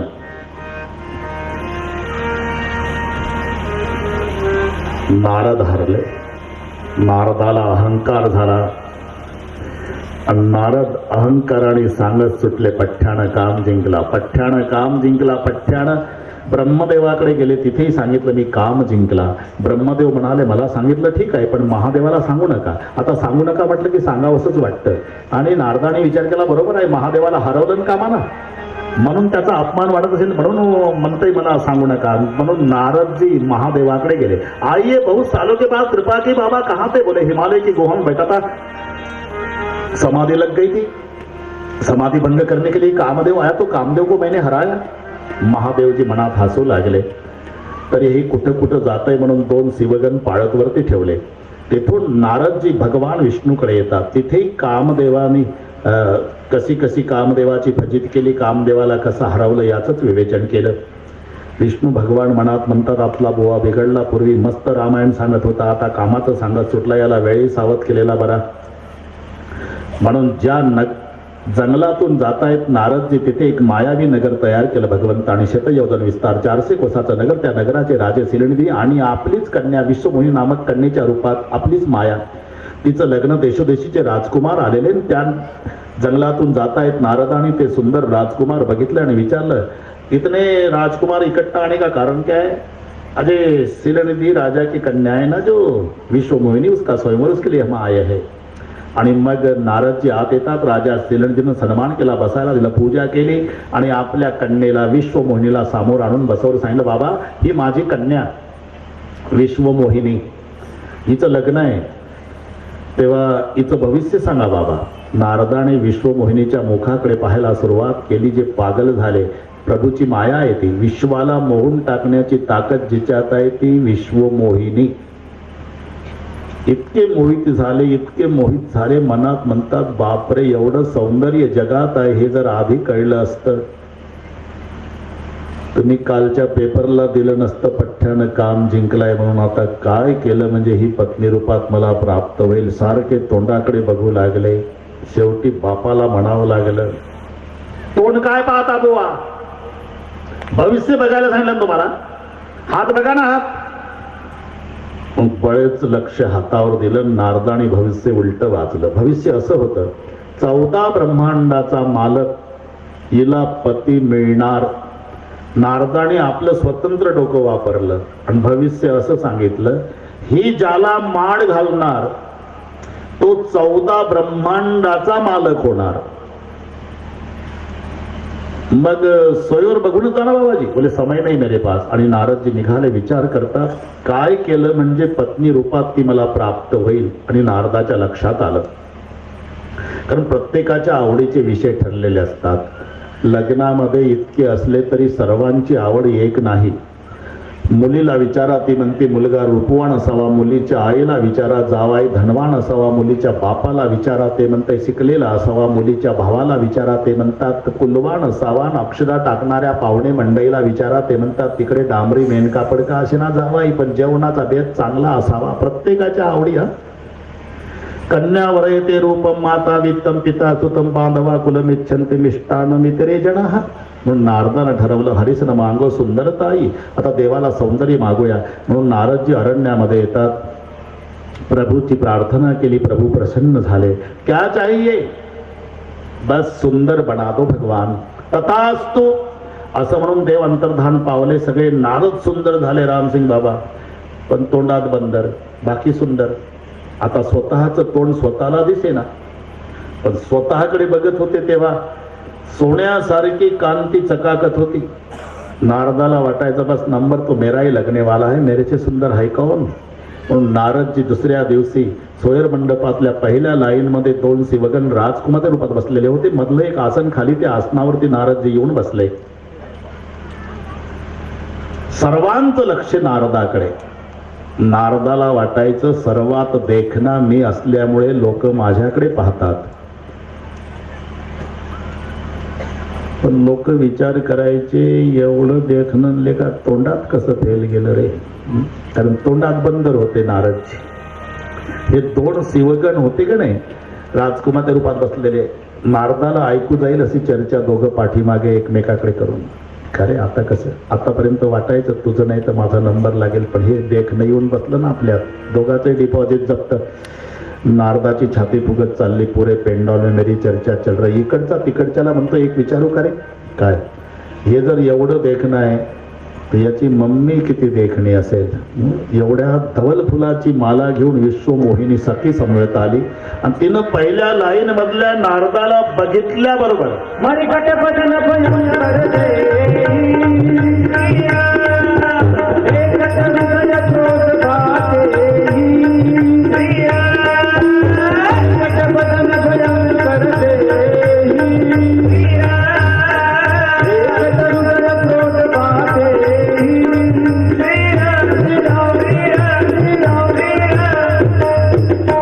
मरकट बदन भयंकर दे, तोड़ बंदराच.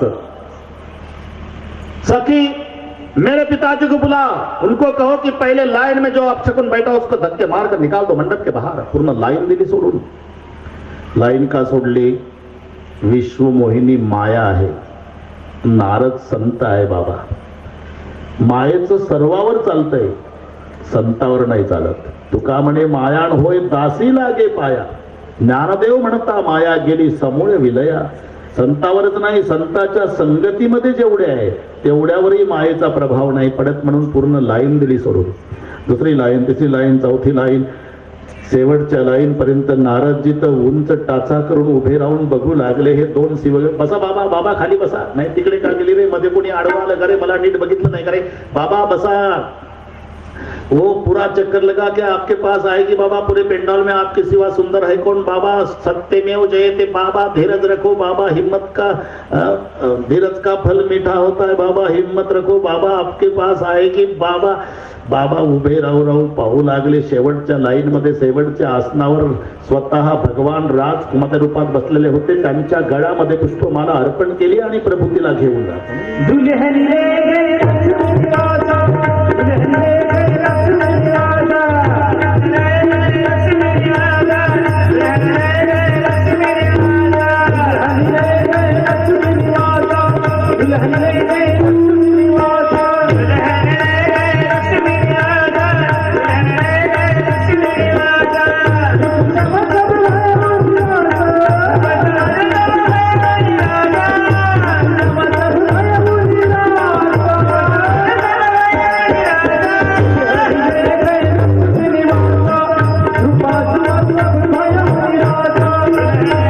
लक्ष्मी राजा, दुल्हन ले गए लक्ष्मी राजा. दुल्हन ले गए लक्ष्मी निवासा, पिताची ऐदाई हेशा गुणमयी मम माया. सगळ्या समाधुदात झाला. नारदजी उंच टाचा करू करू बघू लागले. दोन शिवगण, बसा बाबा खाली, ते येईल बाबा. अरे काय येईल, तिथे गेली गाव बाबा. आमचं जाऊ द्या बाबा, पण तुमच्यासारख्या देखण्याला डावलून गेली हो बाबा. जाऊ द्या, तिला काय रूपाची पारख आहे का, नारदजी म्हणाले. तिला नसू द्या पारख रूपाची बाबा. तुम्ही तुमचं तोंड बघितलं का कधी आरशात? मला आरसा सांगता राक्षस व्हाल, असं म्हणून नारदजी ताड ताड ताड ताड जंगलामध्ये आले. एक पाण्याचं स्वच्छ तळ बघितलं, त्या पाण्यामध्ये स्वतःला बघितलं, तोंड बंदराचं. धक्का बसला. बापरे, म्हणून लोक माझ्याकडे बघत होते का? मला वाटायचं सर्वात देखणं आहे म्हणून लोक पाहतात. तोंडात बंदर असल्यामुळे समाज माझ्याकडे बघत होता. नारदाला राग आला. कोणाचा? विश्वमोहिनीचा नाही, तिच्या बापाचा नाही, मग देवाचा. का? अरे का नारायणा विण्याच्या तारा तुटेपर्यंत शेंडे हालो हालो, शेंडे हालो हालो, शेंडे हालो हालो, नारायण नारायण नारायण नारायण, जन्मचा जन्म भजन केलं, मला तू बंदर केलं का? तू सापडला पाहिजे. लाल डोळे नारदजी क्रोधायमान निघाले. योग असा की तिकडनं स्वतः भगवान रथ हाकत येत होते. रथामध्ये दोघी बसल्या होत्या, एका भागाला विश्वमोहिनी, एका भागाला लक्ष्मी. नारदजी रस्त्याच्या काठाला उभे होते. तिथं आणून देवानं रथ उभा केला. आता जिच्यासाठी तडफडला नारद, ती रथात बघितल्यावर काय झालं असेल? तरी नाही बोलला बिचारा. काही नारद काहीच नाही बोलले, पण देवच. कुठं राम धरा का? बसा ना गाडीत. आता हे आगीत रॉकेल का नाही, विनाकारण उद्योग. आणि मग मात्र क्रोध अनावर झाला. घोड्याचे लगाम धरले नारदाने. परसंपदा कवणे देख तुम्हाला ईर्ष्या कपट विशेष मदत सिंधु रुद्रई बैरायो सुरनप्रेमी विषपान करायो. कपटी आहे देवा तू. मी कपटी? अरे तुझ्यासारखा कपटी ब्रह्मांडात नाही. काय कपट केलं? मला विचार, काय कपट केलं? 14 रत्न समुद्रातून निघाले तेव्हा वाटप केला मला माहिती आहे. असुर सुरा विसशंकर या परमामने चारू. असुर सुरा दारू पाजली दानवाला, विसशंकरई जहर महादेवाला. अपरमामणी चारू लक्ष्मीनं कौस्तुभ स्वतःच्या वाट्याला. स्वार्थ साधक कुटील सदा कपट व्यवहारू. परम स्वतंत्र सिरपर कोई मनमानी कारभार करतो का तुला विचारणार कोण नाही म्हणून. लक्ष्मी म्हणली हे चिपळावाला किती बोलतोय, तुम्ही गटगट ऐकता. देवाचे डोळे भरून आले. रडताय देव? हा लक्ष्मी. का? या माझ्या नारदानं जन्मचा जन्म फक्त माझं गुणगान केलं लक्ष्मी. त्याच्या तोंडून माझी निंदा ऐकायची माझ्या जीवनातली पहिली वेळ आहे. आणि लक्ष्मी, ज्याला समाजाकडून स्वतःच गुणगान ऐकून घ्यायची सवय झालेली असते, त्यानं आयुष्यात एकदा स्वतःच्या निंदेलाही सामोरा जायची तयारी ठेवायची असते. बोल बोल नारदा. कपी आकृती तुम कीन हमारी. वानराचं तोंड दिलं का मला? शाप आहे तुम्हाला. पुढच्या जन्मी वानराशिवाय कोणीच मदत करणार नाही. मंजूर आहे, बोल. मला सामान्य मानवाचा देह दिला, तुला माणसाचाच देह धारण करावा लागेल. हे बी मंजूर आहे, बोल. या विश्वमोहिनीच्या विरहानं मी तडफडतो, तुला पत्नीच्या वियोगानं रडावं लागेल. हे बी मंजूर आहे, बोल. जब हरिमाया दूरी निवारी नहीं तह रमा न राजकुमारी. आता यज्ञ भगवान नारद जी लट लट लट लट कापू रहा. प्रभु जी आपको दिए हुए स्वीकार करो. अरे तुम्हारी क्या ताकत है, मेरी इच्छा थी. आता मी काय करूं प्रभु? देखो नारद, काम को जितना है तो राम का भजन करना पड़ता, लेकिन अहंकार को जितना है तो शंकर जी का भजन करो. जपऊ जाई शंकर सतनामा. हे तिसरं कारण. नारदजी निघून जातात. चौथं कारण सांगताना मनु आणि शतरूपा दोघांनी खडतच तपश्चर्या केली. तपांती भगवान प्रसन्न झाले. काय पाहिजे ते मागा म्हणाले.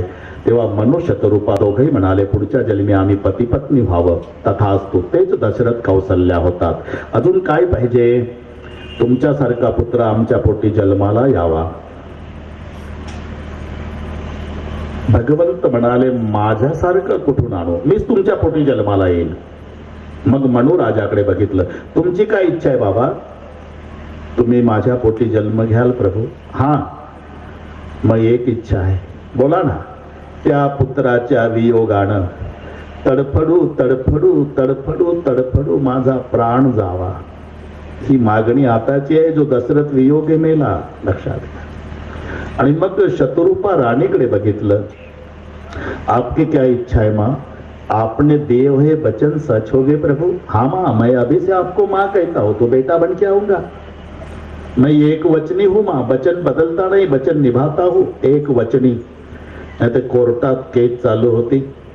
न्यायाधीशाच्या समोर आरोपीला वकिलाने विचारलं, उमर कितनी है? 35 साल आहे साहेब. लिहिलं 35. पण वकिलाला शंका आली. जुने रेकॉर्ड तपासले तर हे 5 वर्षापूर्वी कोर्टात आलं होतं आणि तिथे यानं 35च वय सांगितलं होतं 5 वर्षापूर्वी. म्हणून न्यायाधीशा समोरच वकिलाने आरोपीला विचारलं, 5 साल के पहले आप कोर्ट में आए थे? जी. उस समय क्या उम्र बताई थी? 35. अब क्या बता रहा? 35. और साहब 5 सालों के बाद आऊंगा. 35 ही बताऊंगा साहब. क्यों? एक वचनी. तो भगवान बोले, माँ मैं वैसा एक वचनी नहीं, अभी से आपको माँ कहता हूं ना, तो मैं तुम्हारा बेटा बन के आऊंगा. हे 4थं कारण. आता 5वं कारण. 1.5 तास राहिला आपल्याला.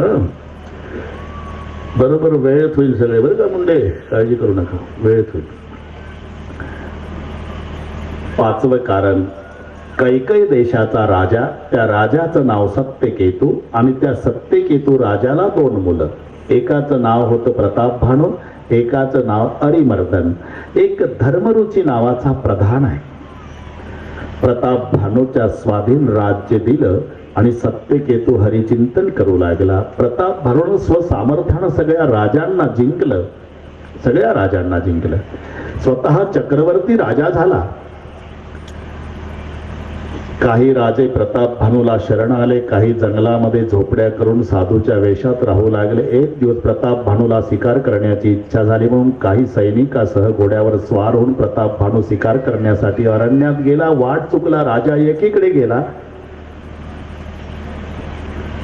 सैन्य एकीकडे गेलं. पुढे कालकेतू नावाचा राक्षस डुकराच्या वेशात, त्याला मारण्यासाठी प्रतापभानू घोड्यावर, डुकर समजून त्याला मारण्यासाठी तो पुढे हा मागे. पळता पळता पुन्हा वाट चुकला आणि प्रतापभानू घोड्यावर बसलेला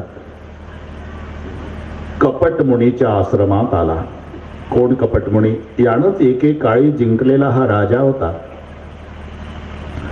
पण साधूच्या वेशात जंगलात राहत होता. कपटमुनीचं दर्शन का झालं? 1 मिनिट घेतो. प्रतापभानूच्या बापाचं नाव कालकेतू आहे, सत्यकेतू आहे, आणि डुकराच्या रूपात जो पळतो पुढे राक्षस तो कालकेतू आहे. केतू शब्दाचा अर्थ झेंडा होतो, ध्वज. केतू म्हणजे ध्वज किंवा झेंडा. काल का मतलब समय. सत्यकेतूचा मुलगा प्रतापभानू पळतोय कालकेतूच्या माग. सत्यकेतूचा अर्थ आहे झेंडा मेला तरी बदलत नाही, त्याला म्हणतात सत्यकेतू. और कालकेतू का मतलब समयानुसार झेंडा बदलने वाला. मला वाटतं हे कळलं असेल तुमच्या लक्षात. इथलं सांगतो बाबा, फार वाईट वाटून घेऊ नका, हे आपलं इथलं चालतं. काल केतु का मतलब है समयानुसार जो झेंडा बदलता है वो काल केतु. सत्य केतु का मतलब है जो झेंडा बदलता नहीं. तुलसी जी कहते हैं झेंडा बदलने वालों की झेंडा न बदलने वालों की संतान जब झेंडा बदलने वालों के पीछे दौड़ती है तो कपट मुनी का दर्शन होता है, असली मुनी का नहीं. म्हणून तिथपर्यंत तो घोडा आलेला. त्याने बरोबर ओळखलं हा मला जिंकलेला प्रतापभानू आहे. पण प्रतापभानूला वाटलं हा फार मोठा महात्मा आहे. त्याने विचारलं, को तुम कसबना फिरेव अकेले सुंदर जीवा जीव पर हेले चक्रवर्ती के लक्षण तोरे देख दया लागे अति मोरे. आपण कोण आहात? नाम प्रतापभानू अवनीसा तासी सचिव मैं सुनियो मुनीसा. फिरत है रे परे भुलाई बड़े भाग देखी पदाई. प्रतापभानू नावाचा जो चक्रवर्ती राजा त्याचा मी सचिव आहे महाराज. क्यों झूठ बोलते हो साधु संतों के पास? आप स्वयं प्रतापभानू हैं. आपके पिता का नाम सत्यकेतु, भाई हरिमर्दन नाम का, धर्मरुचि नाम का प्रधान भी है. कैके देश है तुम्हारा? हे सगळे सांगितल्यावर चकित झाला. महाराज महाराज महाराज एवढं तंतोतंत कसं काय कळलं तुम्हाला? अरे गुरु प्रसाद सब जाणिये राजा. जगातलं कळतं मला. तुम्हाला गुरु करण्याची इच्छा आहे महाराज. जा आंघोळ करू नये. आला गुरु दीक्षा दिली. महाराज जर कोणी विचारलं तुमच्या गुरुचं नाव काय, मी काय सांगणार? नाम हमार एक तनु भाई. कपटमुनी म्हणाला माझं नाव एक तनु. एक तनु नाव तर आयुष्यात पहिल्यांदाच ऐकलं महाराज. हा याचं कारण आहे. काय कारण? आदि सृष्टी उपजी जबही तब उत्पत्ती भई मोरी. नाम एक तनु हे तुतेही देहन धरव बहोरी. जेव्हा ब्रह्मदेवाने सृष्टी निर्माण केली तेव्हा पहिला मला निर्माण केला. पुन्हा मला शरीर बदलावं लागलं नाही म्हणून माझं नाव एक तनु. नकली साधू आहे ना. नकली साधू हवाईदार बातें करते हैं. अगर रेल में कोई नकली महात्मा मिल गया तो कॉलेज कुमार सवाल पूछते, बाबा जी क्या बेटा आप कौन है बाबा? मैं साधु हूं बच्चा. साधु? आपकी उम्र कितनी है बाबा जी? उम्र को कौन गिनता बच्चा? अंदाजा? अंदाजा झांसी की रानी लड़ाई कर रही थी तब मैं 300 साल का था बेटा. घर जाके हिसाब लगा. नकली साधू. हे कपटमुनीचं सांगतोय मी. कपटमुनी एक नकली साधू त्या कृत्रिम जटा लावून घेतल्या, कृत्रिम जटा, आणि 25-25 किलोचा जटेचा बोझा शिष्याच्या डोक्यावर. ते 2 शिष्य जटा धरून मागे, त्याच्यातही जमिनीला घासू नये त्या जटा म्हणून 10 फुटावर साधू चालायचा, 2-4 शिष्य त्या जटा खांद्यावर. आणि अशी रामदऱ्याला गर्दी, अशी गर्दी बघितली की न बोलावता तिथं यायचा. तिथं आला की यवाजमान जटान ते एवढं बघितलं की सगळे लोक दर्शन घ्यायचे. 90 वर्षाचे म्हातारे पाया पडून म्हणायचे, बाबाजी क्या बच्चा, 90चा बच्चा. आणि हा बाबा. उम्र कितनी है? उम्र को कौन गिनता बेटा? अंदाजा, अंदाजा. यहाँ आप लोग क्या कर रहे हैं? कहा? ये रामदराल. राम कथा सुन रहे बाबा जी. तो राम के शादी में मैं घी परोसता था बेटा. सगळ्या तालुक्यात जिल्ह्यात चर्चा, चलो रामदरा, घी परोसने वाला बाबा है राम के शादी में, चलो. बस 2 दिवस तो मंडपात कोण नाही, पागल केलं त्या साधून सगळ्यांना. बारीला लागले लोक सगळे, पोलीस यंत्रणा साधूच्या माग. दुनिया झुकतीये ना बाबाजी, झुका. पण त्याच परिसरात एक मिलिटरीचा सेवानिवृत्त अधिकारी होता. मोठा साहेब होता, 50-60 गावामध्ये. त्याला चांगलं पारमार्थिक वजनही होतं. मोठा साहेब होता. 2 दिवस असं फजिती झाल्यावर त्या साहेबांनी 2 अक्ष पोरायची मीटिंगच घेतली. म्हणले का रे, आपले लोक काय मूर्ख आहे का? त्यानं जरी म्हटलं मी रामाच्या लग्नात होतो तूप वाढायला, तरी लागले बारीला. एखाद्यानं तर डोकं चालवा. रामाच्या लग्नात तूप वाढायला होता तर तूच कसा काय एकटा रामदर्याला आला? कधी मन्नूरला नळ नाही दिसला आम्हाला, शांतापूरला जामवंत नाही दिसला, कधी बिभीषण आदिलाबादच्या स्टँडवर नाही पाहिला, तू एकटा कसा? म्हणला हे बरोबर आहे साहेब तुमचं, तुम्हीच विचारा. म्हणला मी तर बारीलाच लागतो उद्या. मग ते मिलिटरीचे सेवानिवृत्त साहेब बारीला लागले. साहेबांची तब्येतही चांगली होती. चांगली म्हणजे 6.5 फूट उंची होती साहेबाची. सफरचंद सारखे गाल, कोल्हापुरी मिशा, 112 किलो वजन, 58 इंच छाती. 56 नाही, 58. साहेब लागले बारीला. नंबर आल्यावर साहेबांना दर्शन नाही घेतलं.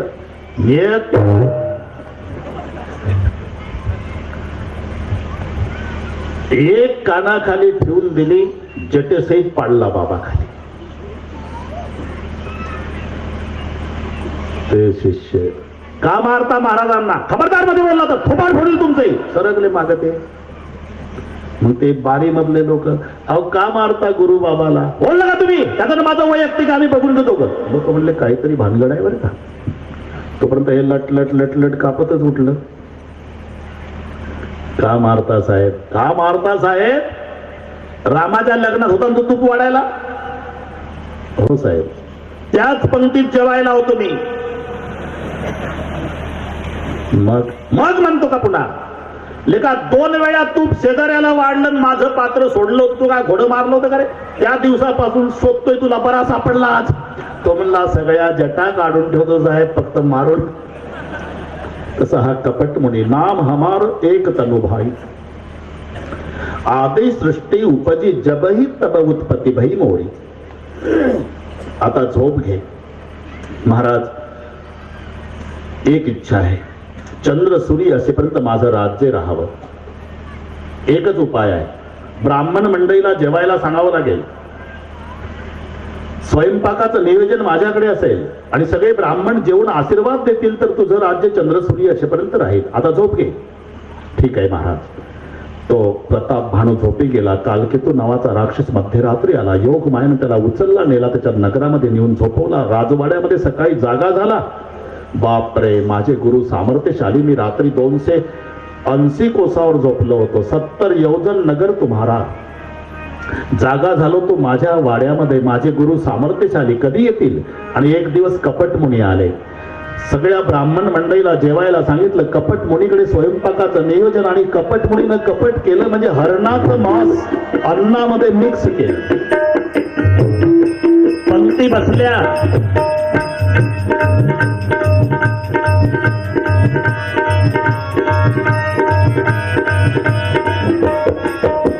जेवायला सुरुवात करणार आकाशवाणी झाली.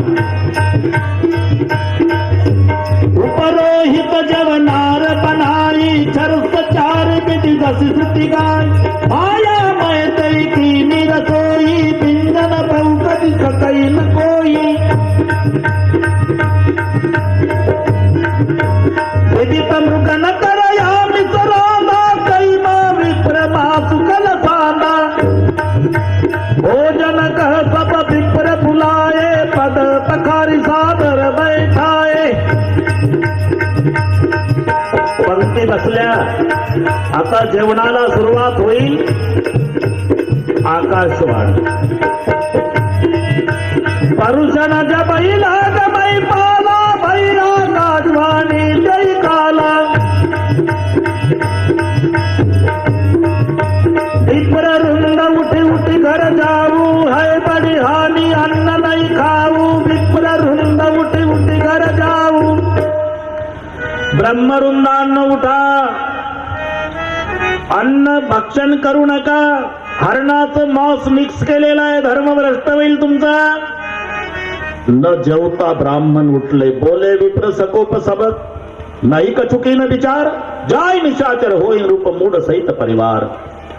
भगवान ने धर्म बचाया वरना भ्रष्ट हो जाते. हम सब ब्राह्मण देवता मिलकर आपको शाप दे दे कि 1 साल के अंदर तुम्हारे कुल में दिया जलाने वाला कोई नहीं बचेगा. अगले दिन में राक्षस बनोगे, इतने बलवान राक्षस बनोगे कि आपको मारने के लिए स्वयं भगवान को अवतार लेना होगा. हे चौथं कारण. 5वं कारण, सगळ्या राजांनी सामूहिक हल्ला करून प्रताप भानूचा परिवारासहित नाश केला. तोच प्रताप भानू पुढच्या जन्मी रावण झाला. अरिमर्दन नावाचा बंधू होता तो कुंभकर्ण झाला. आणि धर्मरुची नावाचा प्रधान होता तोच विभीषण झाला. तिघा भावानं खडतर तपश्चर्या केली. तपा अंती ब्रह्मदेव प्रसन्न झाले आणि ब्रह्मदेव रावणाला म्हणाले काय पाहिजे ते माग. रावण म्हणाला मला मरण नको. ब्रह्मदेव म्हणाला मीच मरतो एक दिवस, दुसरं काही माग. नाही मरण नको. अरे दुसरे काही माग. आता ज्या दुकानात जे मिळतं त्याची मागणी करायची असते. एकाचं लग्न होत नव्हतं बरं का निळोबा महाराज. 40 वर्षाचं होईपर्यंत फिरलं पण याला एकाही मुलीनं पसंत नाही केलं. 40चं झालं होतं. आणि मग वैतागून हनुमानजीची प्रार्थना करू लागलं. आता कोण्या कामासाठी कोण्या देवाकडे वशिला हे तर डोकं चाललं पाहिजे. ते शेंदूर लावून बसलं बिचारं गावाच्या बाहेर. हे तिथं गेलं कधी करशील लग्न माझे. 12 वर्ष हनुमानजीची प्रार्थना.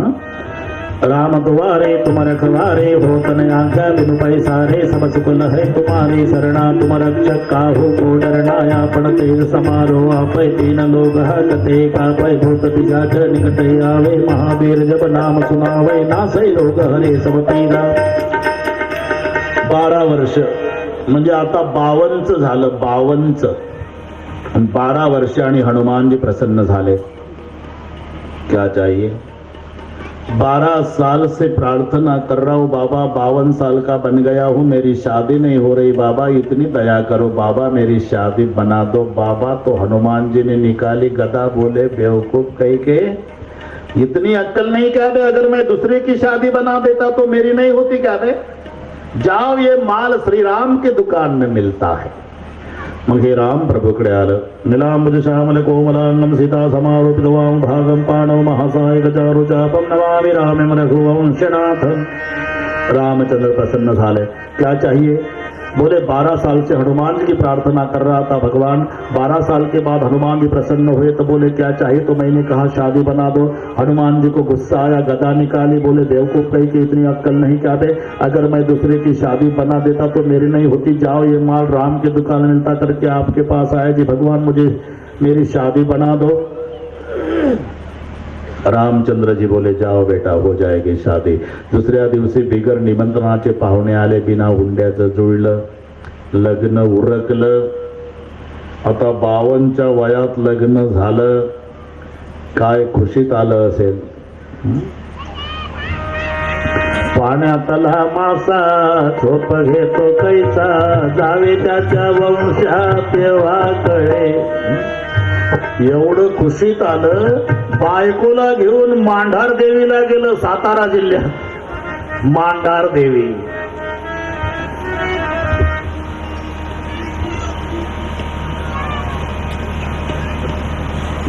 सातारा जिल्हा.